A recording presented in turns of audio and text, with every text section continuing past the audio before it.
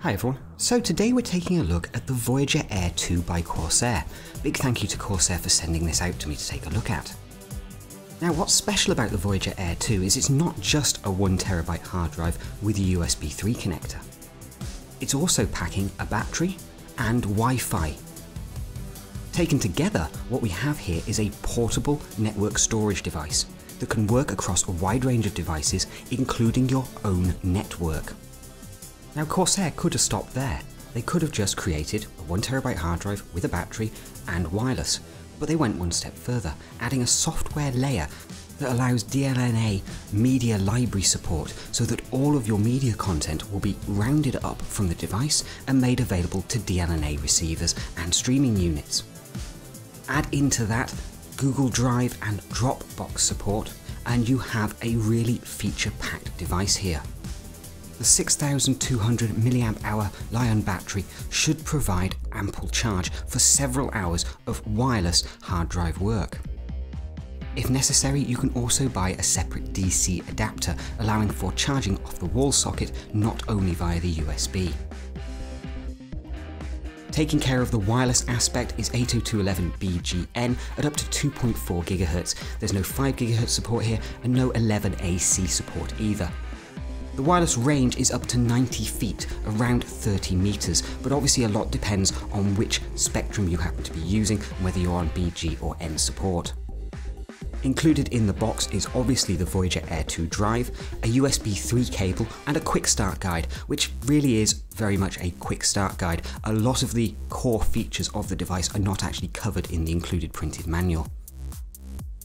Physically, the drive is not the smallest portable external hard drive on the market, but bear in mind it does include the physical hard drive and a battery, as well as the Wi-Fi electronics as well. Some increase in size is to be expected, as is weight, but at no point did we find this drive to be cumbersome or overly heavy.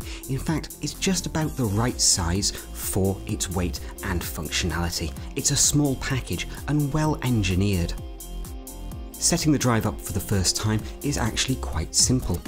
Initially, you'll want to just press the power button to power the device up, and then if you want to switch into Wi-Fi mode, you simply press the Wi-Fi button on the far right hand side.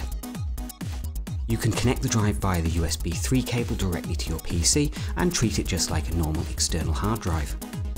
Connecting via Wi-Fi using either the iOS, Android or Amazon app will allow you to configure the Voyager Air 2 into a number of different scenarios, including direct connect between a mobile device and the AirDrive 2, or allowing pass-through so that the AirDrive 2 can connect directly to your Wi-Fi network to be made available to every computer on your Wi-Fi.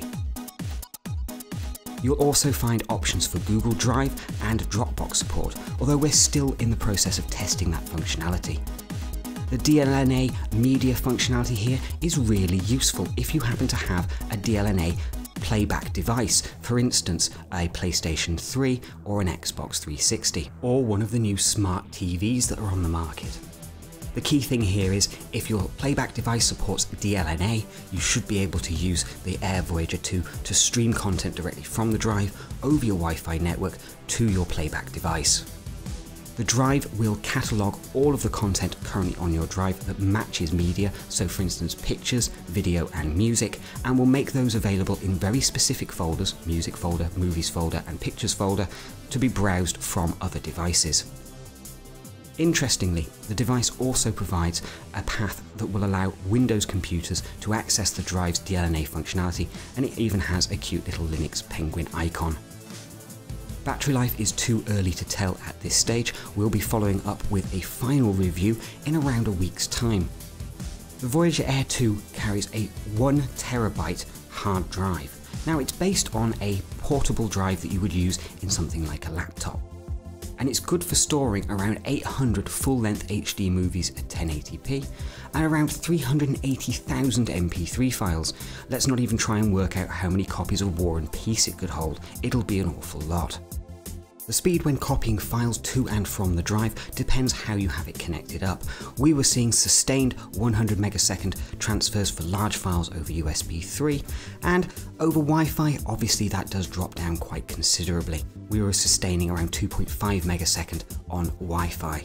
Now, all in all, these are the kind of speeds we would expect from a drive operating the way it does, but just bear in mind that how fast this drive is able to operate will purely depend on the scenario you happen to be using it in. On USB 3, the drive is able to operate at full speed, and you do get that really nice fast sustained transfer. Over Wi-Fi, environmental factors will come into play, like distance from the Wi-Fi access point you're using, and a number of other scenarios.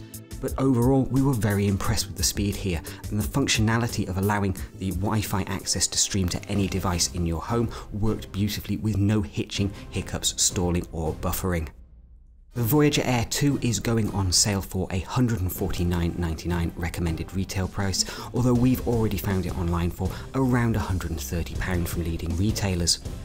We'll be back with our final thoughts in around a week's time. Do hope you've enjoyed this look at the Voyager Air 2. Do please let us know what you think in the comments and throw a like on this video if you found it helpful.